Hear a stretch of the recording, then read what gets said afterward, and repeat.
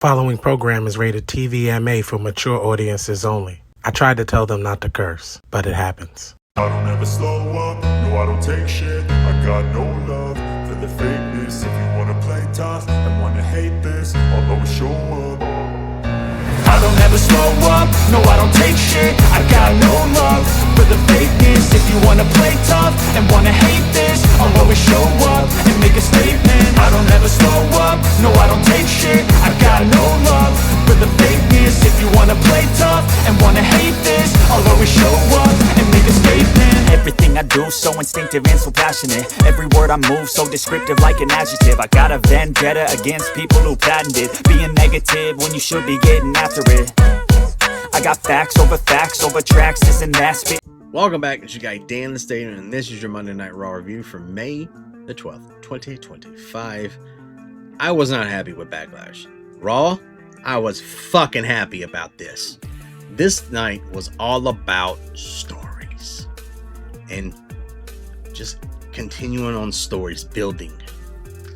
And who was my favorite storyteller?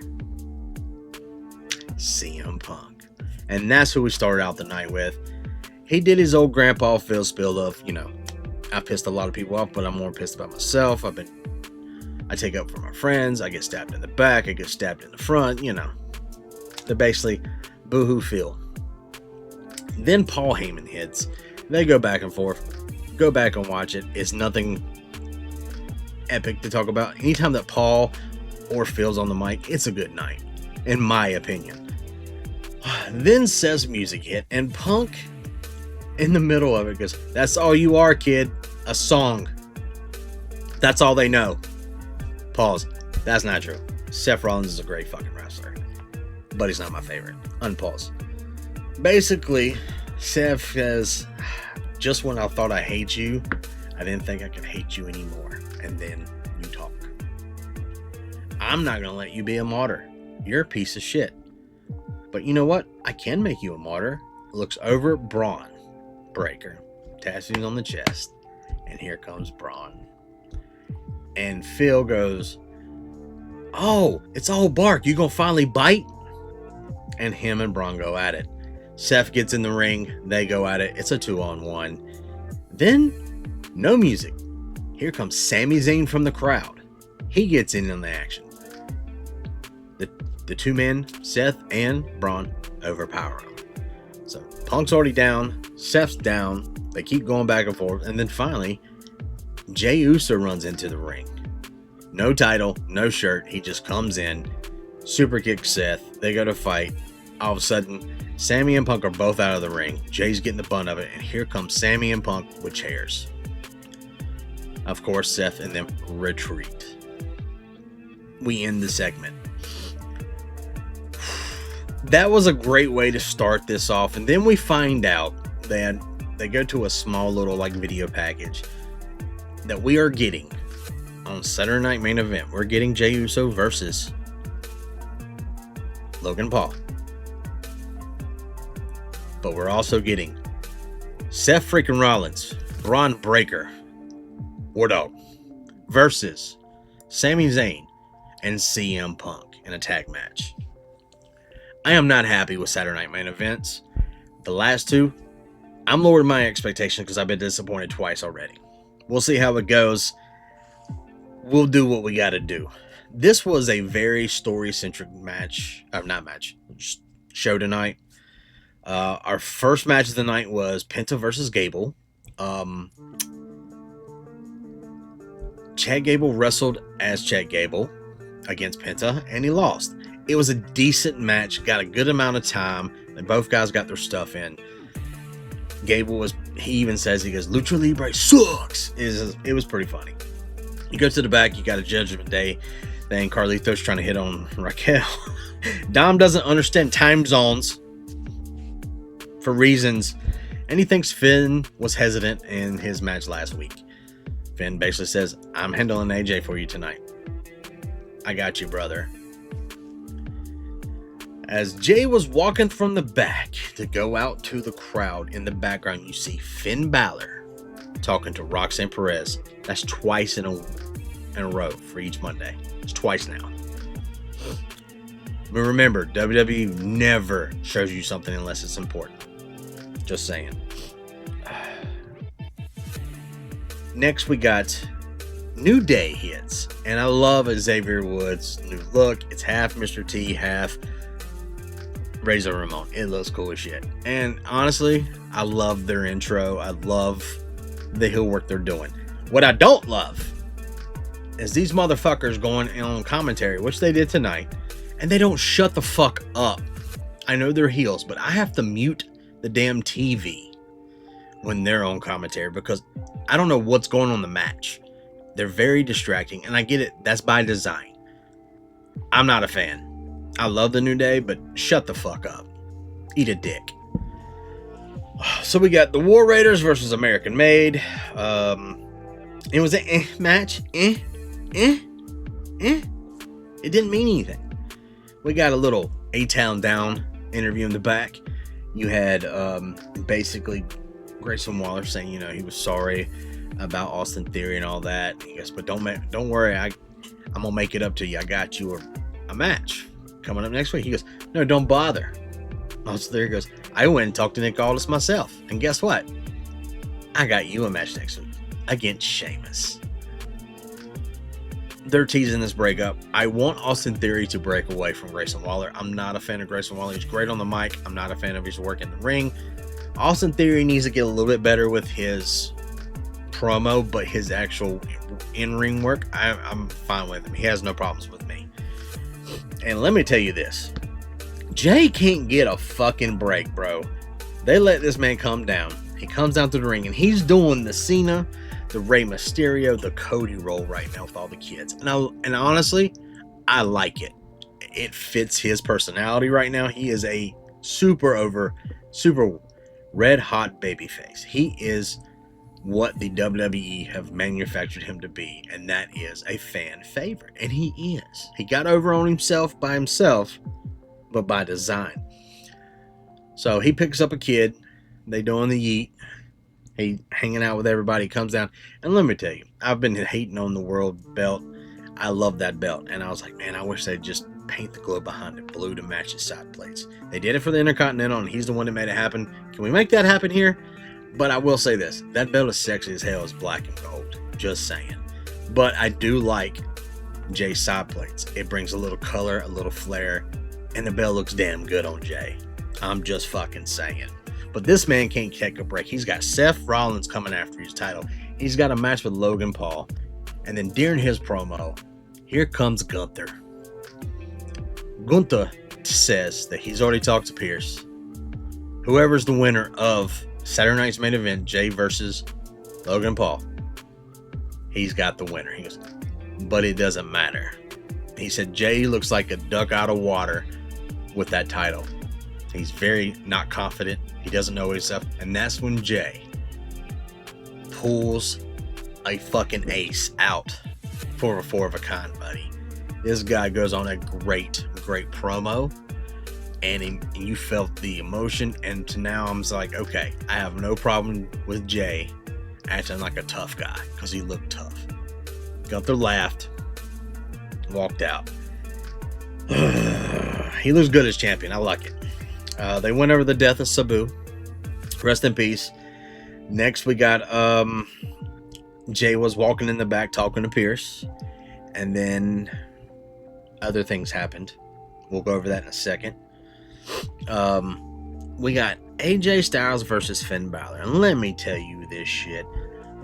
Everybody from Judgment Day besides Dom and Raquel, Big Back, were not out there. But Finn and AJ put on a fucking clinic. They work great together. They have past history together. I was very entertained. This was my match of the night until the main event. They put on a good show. AJ won.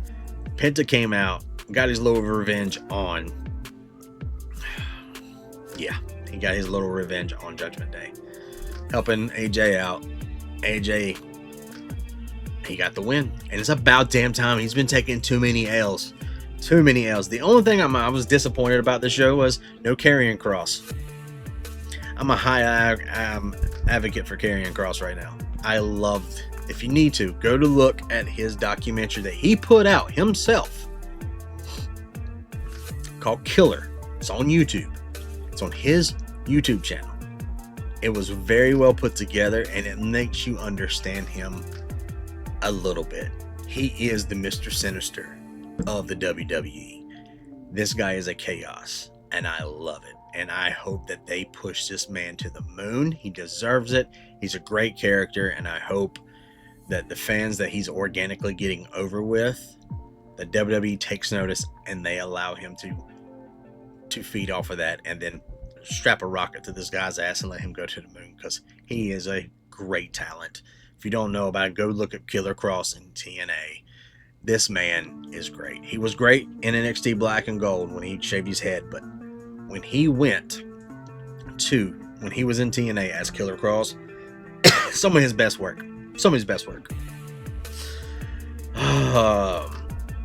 I don't understand. American May keeps coming out saying thank you to everybody, even though no one likes him. Becky Lynch came out and cut a promo. Who gives a shit? They go back to the back, and you see a segment with CM Punk and Sami Zayn. I want to take a little time for both of these stories. This story is a long stretch story for this new coming Saturday Night Main Event. You got Sami and Punk in the back. They're sitting together. Punk's looking at his hands, feeling his hands, look like he's got broke hand or something. And Sami goes, "Hey, we need to talk. Look, I know you don't trust people. I have problems trusting you myself. But when you came and helped us in War Games, we trusted you, and look how that turned out. I need to know I can trust you. You need to trust me. I know you got trust issues, and so do I. I got aspirations after this, but we need to put this aside and let's take care of this at Saturday Night Main Event." And Punk goes, he agreed. So now it looks like we got Punk and Sami are on the same page. Something smells dirty, and it's Sami. That bum's gonna turn on CM Punk. That bum's gonna join Seth Rollins. Something's gonna happen in that match. Sami's gonna fuck it up. Has to. They cut over to Seth and Braun Breaker's locker room, and Paul Heyman, one of the greatest actors, right? He's just sitting in the back, menacing, smirking, and smiling. He looks like the Grinch with like 200 pounds. And then Seth goes, "They think we got him. They got us figured out. I think I got him." He goes, "I tell you," he goes, "I'm smarter than them. I got some tricks." He goes, "Let me tell you this though." He goes, "Before you go home tonight, I want you to do me one thing." He leans over and whispers, and Paul's smile gets even bigger, and then he slaps Braun on the chest. He goes, and Braun, he goes, Seth looks back and goes, "Have some fun." And Seth leaves, and Braun, he's like, Come to find out, when Jay comes back from his promo after he talks to Aldis, Braun Breaker starts beating the shit out of Jey Uso. Jay can't catch a break, bro. He cannot catch a fucking break. So that is going to be the main storyline from here till Saturday Night Main Event. Seth Rollins, Braun Breaker, CM Punk, Jay, and Sami Uso. Something's going to happen. Yeah, something's going to happen. Let's get into what ended up being my favorite match of the night. We got Io Sky tagging with Rhea Ripley versus Julia and Roxanne Perez. And let me tell you, holy shit. This was a great match. Great spots. Io is over with her. Rhea's over. Roxanne's over. Julia's definitely over. And I love how they back-roomed Julia to the main roster. I love it. I love it. Julia's a great talent. So is Roxanne Perez. She's worked very hard. Corey Jade, though. OnlyFans. Anyway, there's some spots in this match that were just phenomenal. Io is great. All four of these ladies are great. The coolest thing, though, was Rhea picked up Io and used her as a battering ram on both of those girls. This shit was hilarious. This match was up and down. The fans were going crazy. I was going crazy. I enjoyed this match. This was my favorite match. And the smartest thing I've never seen a tag do here lately, that's pretty much old school tag team wrestling. Rhea hits Julia, hits Roxanne, and then as Rhea's going for the pin, Io runs over to Roxy and holds her down to make sure she can't get up to get the 1, 2, 3. That is smart as shit. That's a little like layer of this that I just love. Congratulations to these 4 women. They put on a barn burner. This was match of the night for me. Actually, it might even be match of the week. I don't fucking know yet. We still got NXT and AEW to watch. But at the end of the night, they were holding their hands up. Rhea still looking at the thing, her belt, wanting it back, and Io notices that. She doesn't falter. She goes, "Me and you?" And Rhea goes, "Yeah, me and you." And she walks away and she gives her a good game. And then Io laughs about it, goes, "You hit my butt." It is hilarious. It was just one of those things. Then it went off the air. Let me tell you, I sat here and digest this for a little bit. This was my favorite match of the night. This show was way better. Honestly, if you go back and watch my Backlash, it was shit. It was always going to be shit. It was Backlash bullshit. That could have been a Raw or a SmackDown. That was a shit-ass lazy pay-per-view or PLE. This right here, this was worthy. You had every match was great. There was not one that was shitty besides the War Raiders and American Made. And the only thing I really did not like on the show was the Becky promo. I thought it sucked. I'm not a Becky fan anymore. I'm sorry. And also, guys, let you guys know, fans of the Wolfpack Wrestling Podcast and this channel, we have merch. Like the one I'm demoing right now. I'm wearing my own merch because I ordered one just to see what it was like. If you want some of our merch or some of the other designs, take a look at thetpublic.com. Click on the link. Go over here, hit your search artist up here, and search for Mr. Attention Getter. This is our buddy Enforcer. He's also on the Wolfpack Wrestling Podcast as well. And look at his designs. He's got the Gimme Kimmy, the statement, I have a question, put the wolves in the chat for the pack, God Yam It by the Wolfpack, what are we talking about, in the Holy Hill. The coolest thing though, and I'm going to use mine as a reference, of course. If you go down, you click on it. They have t-shirts, hoodies, all that good stuff. But if you go down,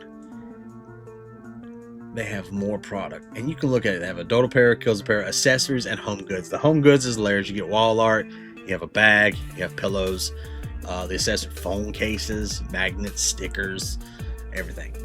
And to tell you the truth, I'm wearing one right now, and this thing is super soft. The graphic feels good. It's not sticky or anything like that. We'll see how it does in the wash machine.